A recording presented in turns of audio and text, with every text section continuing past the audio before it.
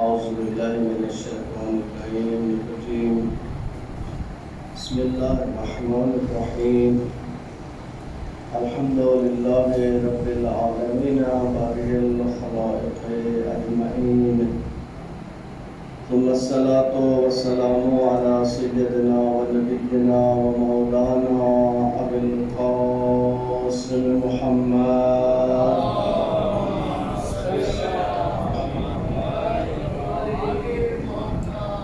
وعلى آل بيت الطيبين الطاهرين المعصومين المنتجبين المنتخبين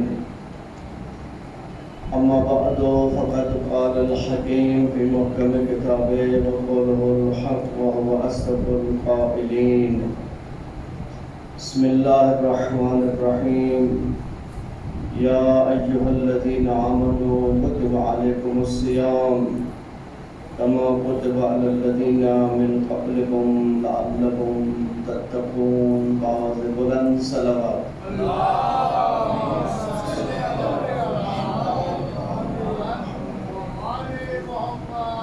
محترم و معزز سامعین،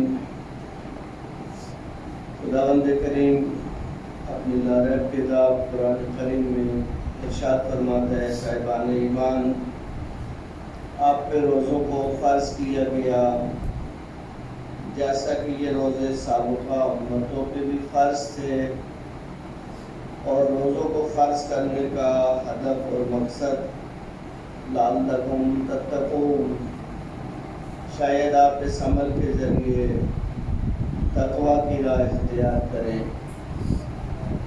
نجات، کامیابی، فلاح صرف اور صرف تقوی کی صورت میں ممکن ہے۔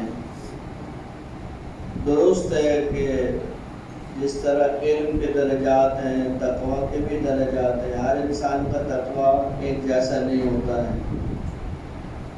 معمولی درجے کا تقوی سے لے کر وہ اعلی ترین درجات تقوی جن پر عام معصومین علیہ السلام فائز ہے۔ امیر المومنین کے القاب میں امام المتقین، متقیوں کے امام، تو امام کا جو تقوی ہے اس کو کوئی بھی شخص حاصل نہیں کر سکتا، لیکن حکم سب کو اسی راستے کا ہے، اسی راستے پہ چلنا ہے۔ تقوی یعنی امیر المومنین علی ابن ابی طالب علیہ السلام مولا کے سائے میں زندگی گزارنا، مولا کی تعلیمات کے پیچھے پیچھے چلنا۔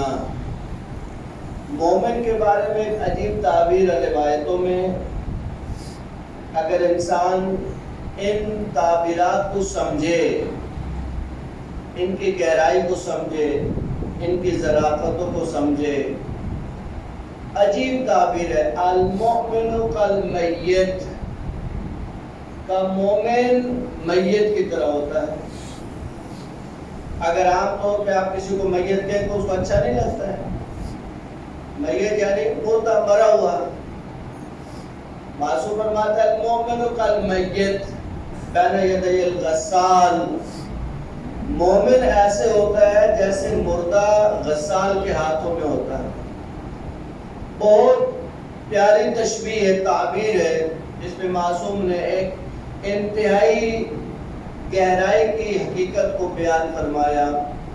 دیکھیں، مردہ جب غسال کے ہاتھوں میں ہوتا ہے تو اس کی اپنی کوئی حرکت نہیں ہوتی ہے۔ آپ نے خود کبھی غسل دیے ہو میت کو یا غسل دیتے ہو دیکھا ہو تو آپ دونوں صورتوں میں اس بات کو سمجھ سکتے ہیں کہ اس کو ایک پٹڑے پہ لکڑی کے لٹا دیا جاتا ہے اور اس کو کروٹیں دیتا ہے غسال، دائیں کروٹ دے گا، بائیں کروٹ دے گا، سر اٹھائے گا، انگلیاں ہلائے گا تاکہ پانی جو ہے وہ ہر جگہ پہ پہنچ جائے۔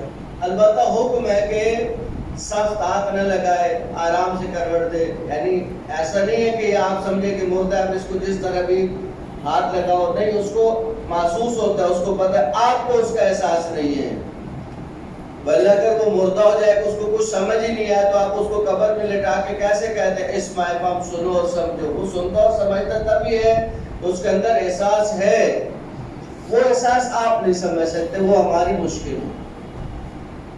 اب غسال جدھر میت کو حرکت دیتا ہے میت اسی طرف حرکت کرتی ہے، وہ دائیں کروٹ دے گا تو وہ دائیں کروٹ لے گا، وہ بائیں کروٹ دے گا تو وہ بائیں کروٹ لے گا۔ معصوم فرماتے ہیں مومن میت کی طرح ہوتے ہیں ہمارے ہاتھوں میں، ہم اس کو جدھر چلانا چاہے وہ چلتا ہے، اس کی اپنی مرضی ختم ہو جاتی ہے۔ مومن اپنی مرضی سے نہیں چلتا ہے، مومن ہماری مرضی سے چلتا ہے۔ مومن میت کی طرح ہے، وہ منمانی نہیں کرتا، یہ نہیں کہ ہم کہیں اس طرح چلو وہ اس طرح چل پڑے، ایسا نہیں ہوتا۔ مومن کس چیز کا وہ مومن اہل بیت کو مثال دی پیغمبر نے، مثل اہل بیت کمثل سفینۃ نوح، میرے اہل بیت کی مثال ایسے جیسے سفینہ نوح کی مثال ہے۔ اس تشبیہ کا مطلب کیا ہے؟ کشتی کے ساتھ اہل بیت کو تشبیہ دینے کا مطلب کیا ہے؟ خود روایت میں موجود ہے کہ جو اس کشتی پہ سوار ہو گیا وہ نجات پا گیا، اور جو سوار نہیں ہوا وہ ہلاک ہو گیا۔ یعنی جو اہل بیت کی کشتی میں سوار ہو گیا، اب دیکھیں آپ کشتی میں بیٹھے، یہ ممکن ہے کہ آپ کشتی میں بیٹھ کر اپنی مرضی سے سمت معین کریں۔ مثلا کشتی چل رہی ہے مشرق کی طرف، آپ کا کشتی بھلے مشرق کو چلے، ہم تو مغرب کو چلیں گے۔ نہیں، اب کشتی میں اگر مشرق کو جانا ہے تو آپ کو بھی مشرق کی طرف ہی جانا ہے۔ اگر آپ کو کشتی مغرب کی طرف لے کے جا رہی ہے تو آپ کو مغرب کی طرف جانا ہے۔ اگر کشتی میں ہچکولے آئیں گے تو صرف اس کو نہیں آئیں گے، ان کو آپ کو بھی برداشت کرنا ہے۔ لوگ کہتے ہیں کہ ہم اہل بیت کے راستے پہ ہیں تو اتنی مشکلات کیوں ہیں؟ بھئی اہل بیت کے راستے پہ تو ہے ہی مشکلات، جب خود اہل بیت مشکلات میں رہے تو آپ ان کے راستے پہ چل کے کیسے مشکلات سے بچ سکتے ہیں؟ یہ ممکن نہیں ہے۔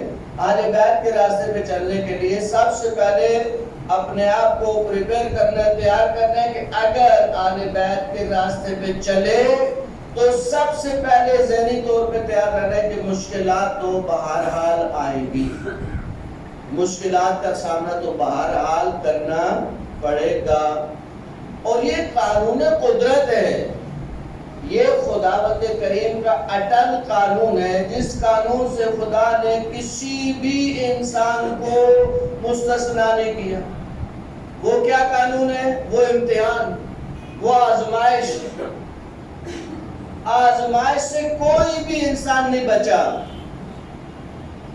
کوئی انسان جن کے لیے اللہ نے کائنات کو خلق کیا، جن ہستیوں کے لیے اللہ نے اس کائنات کو خلق کیا، انہیں کن آزمائشوں سے نہیں گزارا، ان کن تکالیف سے وہ نہیں گزرے، کن آزمائشوں سے وہ نہیں گزرے۔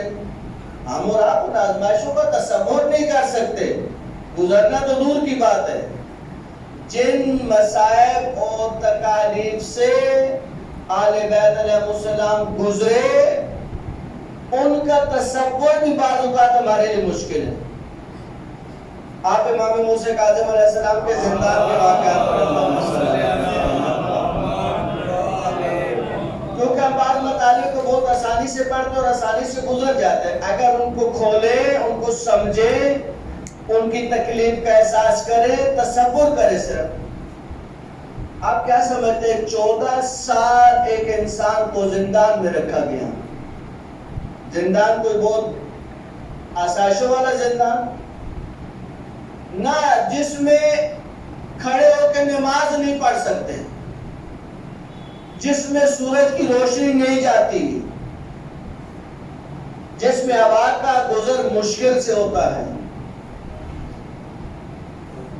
دیکھیں اہل بیت کے کمالات کو سمجھے، واقعاً انسان وجد میں آتا ہے اور انسان اہل بیت کی عظمت کے سامنے سر جھکاتا ہے جب اہل بیت کی ان تعلیمات کو دیکھیں۔ اہل بیت عام انسانوں کے مزاج سے بالکل مختلف ہے۔ ہمیں ذرا سی مشکل پڑھنی شروع ہو جائے، کسی تکلیف میں ہم آ جائیں تو جتنی جتنی مشکل بڑھتی جاتی ہے اتنے دن میں خدا سے شکوے بڑھتے جاتے ہیں. اللہ میں تو تیرے روزے بھی رکھتا ہوں, اللہ میں تیری نماز بھی پڑھتا ہوں, اللہ میں تیری مسجد میں بھی جاتا ہوں, اللہ میں یہ بھی کرتا ہوں, اللہ میں وہ بھی کرتا ہوں, تو پھر یہ میرے لیے کیوں؟ اس کا مطلب ہے کہ ابھی اس منزل پہ نہیں پہنچے کہ مشکلات اور آزمائش کو قبول کرے اور تحمل کرے اور ان درجات پہ فائز ہو. اب امام موسیٰ کاظم علیہ السلام کا وہ حسین اور جمیل جملہ قید کے اندر بجائے اس کے کہ بارگاہ الہی میں معاذ اللہ شکوہ آئے زبان پر, امام کی شان سے بہت اجل ہے. امام فرماتے ہیں خدایا تیرا کیسے شکر ادا کروں, میں تجھ سے ایک دعائیں کرتا تھا کہ ایسی جگہ ملے کہ جہاں تجھ سے مناجات کروں تو کوئی حائل نہ ہو, بیچ میں کوئی رکاوٹ نہ ہو, کوئی بلانے والا نہ ہو. تو تو نے میری دعا کو قبول کیا. کیا میں ایسی جگہ پہ ہوں کہ میں آزادی کے ساتھ تیرے سے مناجات کر سکتا ہوں. یعنی اس زندان کی کیفیت کو امام علیہ السلام نے اللہ کی ایک بہت بڑی نعمت پہ تبدیل کر دی. ایسے اللہ نے علیہ بیت علیہ السلام کو اتنے بلند مقامات نہیں دیے. لوگ نہیں سمجھتے ان باتوں کو. سوال ہے لوگوں کے ذہنوں میں, شیطنت ہے لوگوں کے ذہنوں میں, کیوں آپ اہل بیت کو حتیٰ انبیاء سے بھی بڑا سمجھتے ہیں. دیکھیں امیر المومنین علی ابن ابی طالب علیہ السلام صاحب نے سوال کہتے ہیں کہ وہ وقت جب امام کی شہادت کا وقت بالکل قریب تھا تو وہ چند لوگ جنہیں امام کے پاس بیٹھنے کی یا امام سے ملنے کی اجازت تھی, ان میں ایک صاحب نے سوال ہے. یہ امام کا بہت قریبی صحابی ہے, بہت قریبی صحابی ہے. اس کو اس وقت کے مشہور اشعار ہے جب مولا خلافت پہ تخت خلافت پہ بیٹھے تو اس کے اشعار ہیں, بہت پیارے اشعار ہیں. کہا اے علی تخت خلافت پہ بیٹھ کے آپ نے خلافت کو زینت بخشی ہے, خلافت نے آپ کو کوئی زینت نہیں بخشی. یہ اس ممبر کو شرف ملا کہ آپ اس پہ براجمان ہوئے ہیں, آپ کا کوئی یہ شرف نہیں ہے. منصب خلافت کو بلندی نہیں. اس طرح کے بہت عقیدت سے بھرے اشعار ہیں اس کے. کہتے ہیں کہ یہ مولا کی خدمت میں اس آخری گھڑیوں میں ہے جن کے چند لمحات کے بعد یا چند گھنٹوں کے بعد مولا کی شہادت ہو گئی. اس نے مولا سے سوال کیا, سوال بھیجے امام کی ذات پر.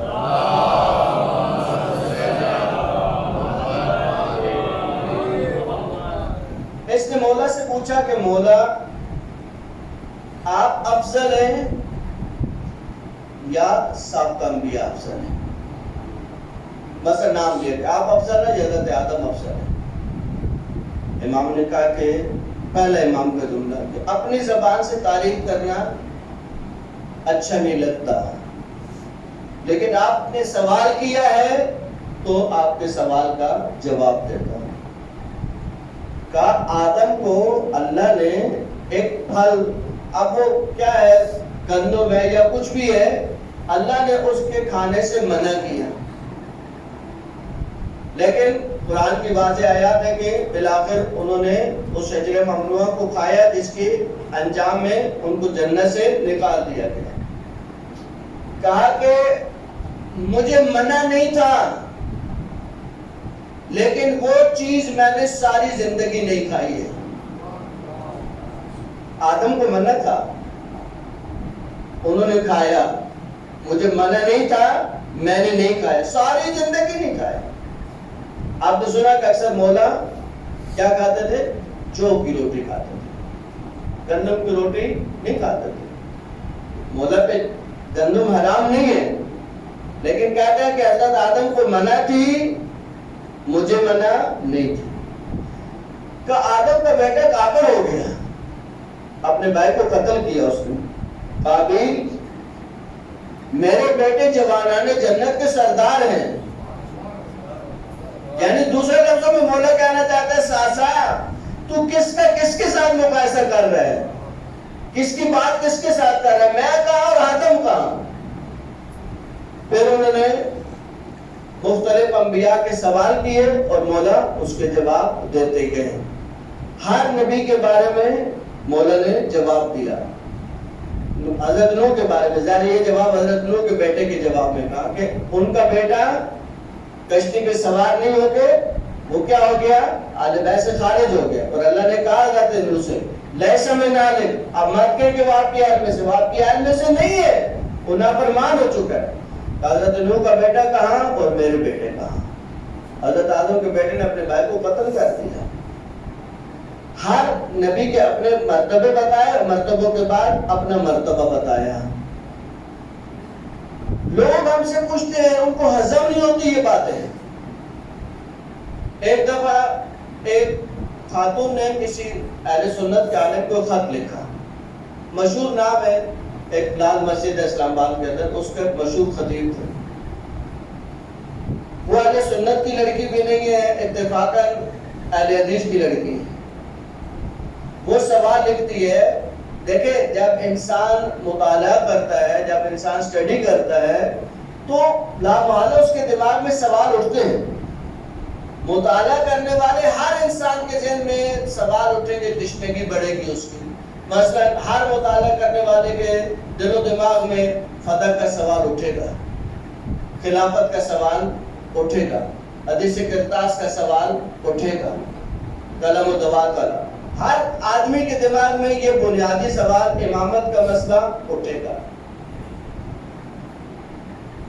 اس نے خط لکھا ان کو کہ یہ میرے سوالات ہیں، مجھے ان کے آپ جواب عطا کریں. انہوں نے اس کے جواب میں لکھا کہ یہ لڑکی شیعہ ہے اور سنی بن کے ہم پہ سوال کرتی ہے. اس کے بعد میں ان کو خط لکھا دوبارہ کہ نہیں، میرا اہل سنت سے بھی تعلق نہیں، میں اتفاقاً اہل حدیث سے ہوں، لیکن میں نے ساری کتابیں پڑھی ہیں تو یہ سوال ہے میرے ذہن میں، آپ ان کا جو بھی جواب ہے آپ مجھے وہ جواب دیں. اب تقریباً عزیزوں اتنی دستاویز ہے جو ابھی بھی میرے پاس اسلام آباد میں محفوظ ہے.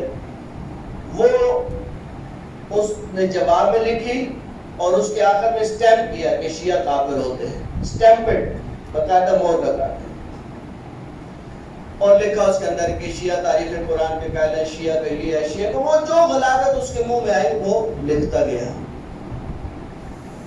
اب یہ اللہ کا عجیب یعنی نظام قدرت عجیب ہے. بعض اوقات انسان سوچتا ہے کیا ہوتا ہے، کہاں سے کہاں انسان پہنچتا ہے. اسی لڑکی کی شادی کسی شیعہ افسر سے ہو گئی. اب گھر میں ایک تنازع کھڑا ہو، یہ اچھی پڑھی لکھی، اپنے مکتب کے حساب سے بہت مطالعہ اس کا، یہ ایک عام انسان ہے، افسر ہے، ٹھیک ہے، دنیا داری کے حساب سے بڑا ہے، لیکن نالج کے اعتبار سے اس کے آگے کچھ بھی نہیں. اب ایک اچھا خاصا جو ہے گھر کا ماحول جو ہے وہ ہر وقت گرم رہتا ہے، وہ جو سوال کرے وہ آگے سے 6 سوال کرے. اس وقت ہم قم میں پڑھتے تھے، قم سے ہم آئے تو اسی علاقے میں جانے کا اتفاق ہو. تو مومنین نے کہا کہ ممکن ہے یہ جوڑا آپ کے پاس سوالات لے کر آئے، آپ دیکھیے گئے کوئی یہ ان کا مسئلہ بنیادی. خیر وہ آئے، اس خاتون نے وہ دستاویز دکھائی ہمیں، اس کو میں نے دیکھا، میں نے کہا بی اس میں تو بہت زیادہ چیزیں ہیں جو لکھی ہوئی ہیں. وہ چیز جو آپ کو بہت زیادہ ذہنی طور پہ مشکل میں ڈالے ہوئے ہے، وہ سوال جو آپ کو ان سوالوں کے جوابوں میں تنگ کر رہا ہے، اس نے کہا مولانا تاریخ قرآن. دیکھیں یہ ایک الزام ہے کہ شیعہ معاذ اللہ تاریخ قرآن کے قائل ہیں. تاریخ کا مطلب یعنی قرآن میں کمی زیادتی کے قائل ہیں. میں نے اس کو کہا کہ آپ جائیں ابھی ہماری مسجد میں دیکھیں کہ وہاں پہ سعودی عرب کا چھپا وہ قرآن پڑھا ہوگا. ہمارے قرآن جو چھپتے ہیں وہ ان کی مساجد میں جاتے ہیں، ان کے جو قرآن چھپتے ہیں وہ ہماری مساجد میں آتے ہیں. تو وہ کون سا قرآن ہے جو 1400 سال سے ہم نے چھپا کے رکھا ہوا ہے؟ ہمارا قرآن چھپا ہوا نہیں ہے، چھپا ہوا ہے، پرنٹڈ ہے، موجود ہے مارکیٹ کے اندر. تو کہا پھر ان روایات کا، میں نے کہا دیکھیں کتابوں میں روایت کا مطلب عقیدہ نہیں ہوتا. عقائد کی کتابیں الگ لکھی جاتی ہیں. اگر کسی ہمارے عالم نے، مستند عالم نے اپنی کسی کتاب میں، عقائد کی کتاب میں لکھا ہو کہ ہاں ہم شیعہ، بینوان شیعہ، مذہب اہل بیت کے ماننے والے، تاریخ قرآن کے معاذ اللہ قائل ہیں، تو پھر ہمارے اوپر اعتراض آئے گا. میں نے کہا اگر آپ روایات کی بات کریں تو وہ تو بخاری کے اندر بھی موجود ہے، غرانیق تک کی روایات موجود ہے، معاذ اللہ. تو اب تھوڑا سا مائنڈ کلیئر ہونا شروع ہوا. 10 دن 3 گھنٹے میں اسٹڈی کرتا تھا اس کے سوالوں جواب کے، 3 گھنٹے ہماری ان سے ڈسکشن ہوتی تھی. 21 کی شب کو، مولا کی شہادت کی شب کو، اس نے کہا کہ مولانا میرا دماغ بالکل کلیئر ہے، میں آپ کے مذہب اہل بیت پہ آنے کے لیے تیار ہوں، مجھے کیا کرنا ہے. خیر وہ تفصیلات ہیں جو ابھی بتانا مقصود نہیں ہے. آخری جو سوال اس نے کیا وہ یہی سوال تھا، کہا مولانا باقی تو کلیئر ہے، باقی مجھے کلیئر ہو گئے مسائل، لیکن یہ کہ انبیاء سے بھی ائمہ افضل ہیں، یہ ہضم نہیں ہوتا، یہ بات سمجھ میں نہیں آتی. میں نے کہا ٹھیک ہے، کوئی مشکل نہیں. میں نے کہا کہ حضرت ابراہیم، قرآن کی آیت ہے کہ اللہ سے پوچھا کہ اللہ تو ان پرندوں کو کیسے واپس زندہ کرے گا. قرآن کی آیت ہے، وہ قصہ کہانی تو نہیں ہے. اللہ نے پوچھا ابراہیم کہ آپ کو یقین نہیں؟ اللہ یقین تو نہیں ہے، یقین تو ہے تیری قدرت میں. لیتمن قلبی، میں اپنے اطمینان قلب کے لیے جاتا ہوں. تو حضرت کو حکم ہوا کہ آپ ان 4 پرندوں کو ذبح کریں، ان کے گوشت کو مختلف پہاڑوں پہ پھینکے، اور جس کا سر رکھیں گے اسی کا گوشت اڑ کے آپ کے پاس پہنچ جائے گا. وہ پورا واقعہ آپ نے سنا ہے. میں نے کہا یہ مقام حضرت ابراہیم ہے جو قرآن کے اندر یہ واقعہ موجود ہے، لیکن امیر المومنین علی ابن ابی طالب علیہ السلام مولا فرماتے ہیں لکشف الغطاء لمصدقت یقینا، اگر میری آنکھوں کے سامنے سے پردے اٹھ بھی جائے تو مجھ علی کے یقین میں اتنا سا بھی اضافہ نہیں ہوگا. کیوں؟ کہ یقین کی کوئی منزل نہیں ہے جس پہ علی فائز نہیں ہے. میں یقین کی آخری منزل ہوگا، میرے یقین میں کوئی اضافہ نہیں ہوگا. میں نے کہا یہ مقام حضرت ابراہیم ہے اور یہ مقام امیر المومنین ہے. میں نے کہا حضرت ابراہیم نے قربانی دی اللہ کی راہ میں، سنا آپ نے؟ حضرت ابراہیم کی قربانی تو بچوں کو بھی یاد ہے. میں نے کہا وہ اپنا بیٹا لے کے آئے، بچہ ذبح نہیں ہوا، اس کی جگہ دمبا ذبح ہو گیا. حضرت ابراہیم کی قربانی قیامت تک سنت ابراہیمی کی صورت میں زندہ رہ گئی. میں نے کہا وہ قربانی کہاں اور کربلا کی قربانیاں کہاں، 6 ماہ کے بچے کو ہاتھوں پہ قربان کرنے کا. میں نے کہا آپ کیا سمجھتے ہیں کیا واقعہ ہے؟ اب تو دامن باغ میں گنجائش نہیں ہے. اور میں نے جب حضرت اصغر علیہ السلام کے وہ تمام پہلو پڑھے تو وہ پوری طرح ہچکیاں لے کر اڑنے کا، بس مولانا ہاتھ جوڑ، اس نے کہا نہیں اب مجھے کلیئر ہو گیا کہ واقعہ اہل بیت علیہ السلام کے ساتھ کسی کو نہیں ملایا جا سکتا. لیکن انبیاء کی قربانیوں سے انکار نہیں ہے، انبیاء کی عظمت سے انکار نہیں ہے، لیکن جو اہل بیت کا مقام ہے وہ اہل بیت کا ہی مقام ہے. اہل بیت کے مقام کے ساتھ کسی کو بھی کمپیریزن نہیں کیا جا سکتا. اور یہ مقام ان کو اللہ نے دیا ہے، اور اللہ نے ان قربانیوں کی بنیاد پہ دیا ہے، ان آزمائشوں کے نتیجے میں دیا ہے جن آزمائشوں سے اہل بیت علیہ السلام نے اپنے آپ کو گزارا اور اللہ کی بارگاہ میں ثابت کیا کہ اے اللہ تیری ہر آزمائش پہ پورا اترنے کے لیے ہم اہل بیت کا. کہتے ہیں مولا علی اصغر جب امام کے ہاتھوں پہ تھے، اور یہ مصیبت چھوٹی مصیبت نہیں تھی، یہ تکلیف چھوٹی تکلیف نہیں تھی، لیکن جو جملہ شاید آج تک آپ اسے بہت سو نے نہیں سنا ہو، ایک ایرانی بزرگ عالم نے کہا کہ مولا نے علی اصغر کو ہاتھوں پہ لیا ہوا تھا اور خدا سے فرما رہے تھے اے اللہ یہ تکلیف بہت بڑی ہے، لیکن مجھ حسین کو صبر آ رہا ہے اس لیے کہ تو دیکھ رہا ہے. یعنی یہ قربانی تیری بارگاہ میں دے رہا ہوں، جب تو قربانی کو دیکھ رہا ہے تو مجھ حسین کو صبر آ رہا ہے. یہ وہ مقامات ہیں اہل بیت کے جو صرف اہل بیت کو نصیب ہوتے ہیں. لیکن عزیزان ایک بات کا خیال رکھیں، اہل بیت علیہ السلام نے سب سے زیادہ زور جس علم پہ دیا ہے وہ علم فقہ ہے، وہ حلال اور حرام کی تمیز ہے، وہ واجبات اور محرمات سے آشنائی ہے. آکام نماز، مسجد میں آتے ہیں، جماعت میں شریک ہوتے ہیں. اکثر اوقات آنے والے کو اندازہ نہیں ہوتا کہ مجھے جماعت میں اول میں آ گئے تو مسئلہ نہیں. اب فرض کیجئے کہ آپ آئے اور مولانا دوسری رکعت میں، دوسری رکعت کی الحمد مولانا پڑھ رہے ہیں، آپ نیت کریں اور خاموشی سے کھڑے ہو جائیں. اب آپ نے دوسری دیکھیں، پہلی رکعت اور دوسری رکعت کی حمد اور سورہ کو آپ نے نہیں پڑھنا ہوتا، جماعت کہتا ہے. جب جماعت میں آپ شریک ہیں تو پہلی رکعت اور دوسری رکعت کی حمد اور سورہ بسم اللہ کے ساتھ، بعض لوگ آتے ہیں تکبیرت الاحرام کے بعد بسم اللہ الرحمن الرحیم بلند آواز سے پڑھتے ہیں. آپ نے نہیں پڑھنا ہے، ہم بھی نہیں پڑھنا ہے، سورہ کے ساتھ کچھ بھی نہیں پڑھنا ہے. آپ نے تکبیر کے بعد خاموشی سے کھڑے رہنا ہے جب تک مولانا رکوع میں جائیں. رکوع میں جب جائیں گے تو رکوع کا ذکر آپ نے ان کے ساتھ پڑھنا ہے.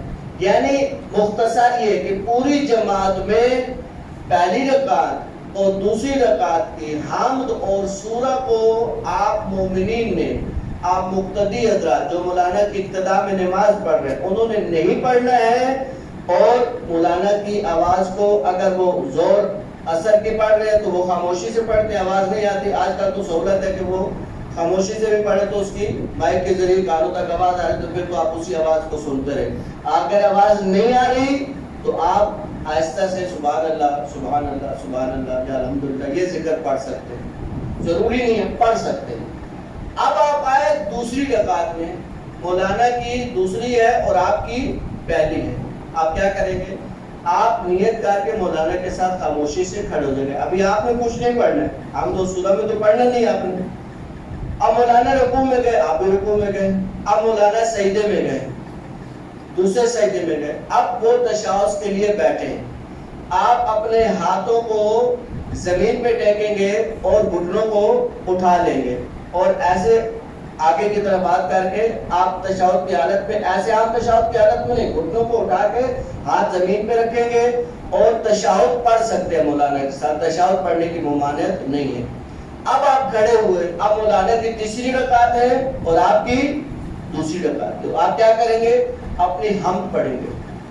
اب اتنی جلدی نہیں پڑھے کہ ہم بھی پڑھ لوں سورہ بھی پڑھ لوں، نہ، ہم پڑھے روٹین کے ساتھ.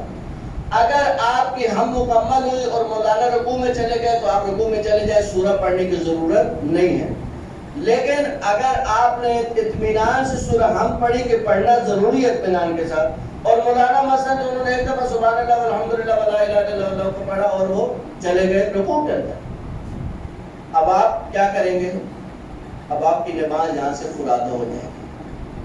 اگر آپ کی ہم مکمل نہیں ہوئی اور مولانا رکوع میں چلے گئے تو یہ نہیں کہ ادھر سے چھوڑیں یا جلدی جلدی پڑھیں، آدھی چھوڑے آدھی نہیں پڑھیں اور رکوع کے ساتھ جائے. نا، آپ اپنے روٹین سے ہم کو جاری رکھیں.